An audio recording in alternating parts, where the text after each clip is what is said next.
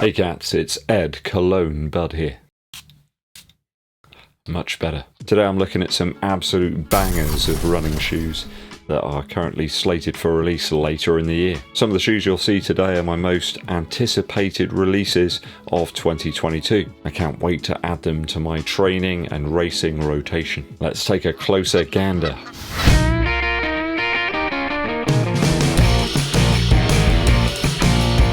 Thanks for joining me on the channel. It's always appreciated. If you're yet to do so, do a couple of things for me. Hit that subscribe button and click the bell below for notifications so you're notified. And Beast would really appreciate if you give this video a thumbs up like, but also share it with your running buddies. Danke schön. I got 3 shoes to talk about today, so let's get stuck in. You guys will remember I gave the initial Adizero Prime X from Adidas a very high score, one of the most cushioned, enjoyable and exciting running shoes that I've ever tested out. Kind of blew me away really. I think I gave it like an 11.5 out of 12, 95%, something like that. It really is worth it, a fantastic shoe. I mean, there's a colossal price. I think it's 230 Earth credits now. They've put it up by £10. You cheeky scamps, Adidas. A shoe of impeccable design that only has a very small window for improvement. Perhaps in the upper and the midsole design, perhaps the outsole was flawless. It appears the main changes that we'll see in the Prime X2 will be in that upper. Trimming the weight down a little bit by actually cutting out some of the upper itself. See what I was doing there? Windows of opportunity. It's going to actually bring the weight down even more, hopefully, by cutting out some of that unneeded upper material. I'm not too worried about moisture and any sort of rain water getting into the shoe. I mean, when you're 56 millimeters off the ground like I am in the Prime X, it's not too much of a concern. You know, you can stand in a puddle and the water's still not going to get into your shoe. You may say 56, where's he getting that from? I measured my Prime X in the size 11 and it is 56 millimeters. I think it's 50 in the sample size, so yeah, I'm not too worried about that.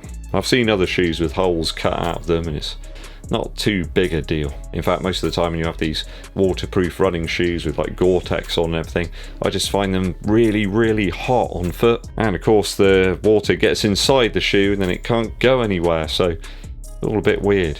I think a lighter and more nimble Prime X would be an absolute must-have for the rotation. The original was, and still is, one of the best shoes that I've tested out. Ridiculously forgiving, like you could feel like your legs were made of lead, coated in concrete and tar, and yet you could still get out there in that shoe. I think if they just make a few very small, slight changes to the upper, it's a situation of if it ain't broke, then it doesn't need fixing. Not sure about the banana yellow midsole version there, but the other pale orange, purple and blue is where it's at. Certainly one of my most anticipated running shoes of 2022. Let's hope it comes out sooner rather than later.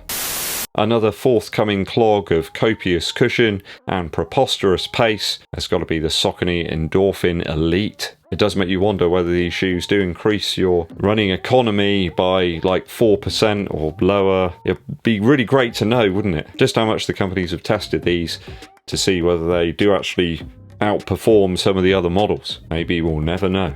I think it is a little bit down to the runner, isn't it? Sometimes things work for some people and not others. I do remember one of the very first studies that was done into the Vaporfly 4%, and actually they suggested that women would benefit more from the 4% than men would. You guys know how doggone superb, smooth and cushioned that Endorphin Pro 3 is from Saucony. I'm loving that shoe for practically any pace at all. I can run recoveries in it, all out sort of 5k pace. It just feels great. They really are spoiling us with the succulent Saucony selections this year. I think it's probably one of the company's best actually so far. So can they actually make something that's even better than that in the Endorphin Elite? I'm super stoked for that forthcoming release. There's a bonkers look to this one. There's some type of forky relative that's been entombed inside the midsole material, and it's like a ribbon-like section that goes from the lateral to the medial sides of the upper, but underneath the carbon plate as well. It kind of reminds me a little bit of where you used to tie the excess laces around the bottom of your football boots and then tie them up at the top. It's a little bit like that. Actually, come to think of it, maybe people did that to try and improve the lockdown of the shoe. I just did it because I saw all the other footballers doing it on Match of the Day. Jumpers for goalposts. I think I was back in 1988 that I used to do that. Maybe I should try it with a running shoe. Again, big swathes of the upper here have been chopped out or sawn off, as per the Prime X2. I guess with those massive stacks underfoot, you've got to try and save a little bit of weight here and there if you can. Reminds me a little bit of like a hot air balloon where you have to throw out the ballast so that the air balloon can go up. Yeah, there we go. Running shoes and hot air balloons together. Makes so much sense. Minimised rubber on the outsole and a new pattern unseen in the current Endorphin Pro or Speed offerings. The tongue reminds me a little bit as well of the Endorphin Pro 3, where they've just sort of chopped out some circles from it, although they've really gone for it in the Endorphin Elite, haven't they? Someone's been there with a hole punch, just like chopping pieces out. I guess with more foam you need a focus on only the most necessary parts to strap the upper to the foot. This could be a possible competitor, I suppose, to the Adidas Prime X original, maybe even for the Prime X2. I can't believe this one's going to come in like under 40mm. Surely it's got to be closer towards 50, but certainly this max cushioned offering from Saucony does really tick all the boxes for me. It's right up there in terms of my most wanted list for 2022. Last up is the Adizero SL. Now, this one appeared a while back, and someone actually associated with Adidas mentioned that it might be like a prototype or something, and it's probably not going to come out, but does look like it's going to happen. Potentially a lighter and training orientated version of the Adios series. This appears to have a mainly lightstrike midsole, but it looks like part of the core, or at least from the midfoot to the forefoot section, could have some Lightstrike Pro in there. You can see it exposed in the cutouts in the outsole of the shoe. It's just a slightly different color to the Lightstrike, which ties in with what we have at the moment in the Adios 7. It certainly has that same sort of color, the Lightstrike Pro, which is a little bit sort of more off-white, I suppose, than the Lightstrike. Adios 7 vibes here in the outsole, and perhaps a little more underfoot surface area and width. Could make for a great trainer or sort of daily use shoe, something that's got a little bit more stability about it but still can pick up the pace. Does look like they've increased the amount of padding and cushioning in the tongue and also the heel as well. Kind of makes it stand out from the Adios 7 somewhat. Be very interesting to see how they price this shoe, considering it does have some of the Lightstrike Pro within there. Maybe it'll be a little bit cheaper than the Adios 7.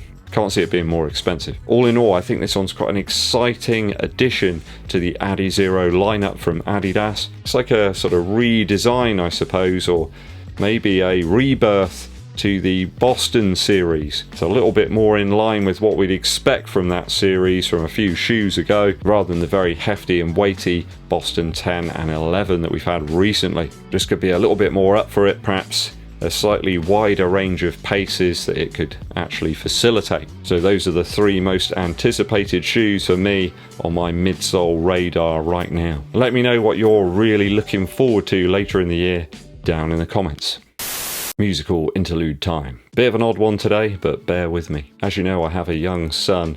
He's particularly into the animated version of The Tiger That Came to Tea. Now, some of these kids' programs have incredibly memorable tracks in there. You just can't forget them. Once you've heard them once, that's it. And what tends to happen is I hear one of these songs and then go out on a run, 7, 10 miles, whatever, and all you can hear inside your head is that song just going round and round. One such song comes from The Tiger Came to Tea. It's called Hey Tiger. But I really like the actual premise of the song. The lyrics are fantastic. It's talking about making use of the day, really. Like, you're never going to get that day back again, and you should go and do all the things that you want to do. It could be choosing an ice cream. It could be deciding what pair of running shoes that you're going to clean today. Perhaps whether you're going to watch an episode of Quincy or Petrocelli. These decisions are very, very important. Some lovely production on this one. It is a Robbie Williams track. There's a big band style sort of boombastic sound to it, and some lovely drumming as well. I think the drummer's using some brushes there on certain sections. Some fantastic brass arrangements make for a really memorable and very fun track with a very positive message. Go and check it out, guys.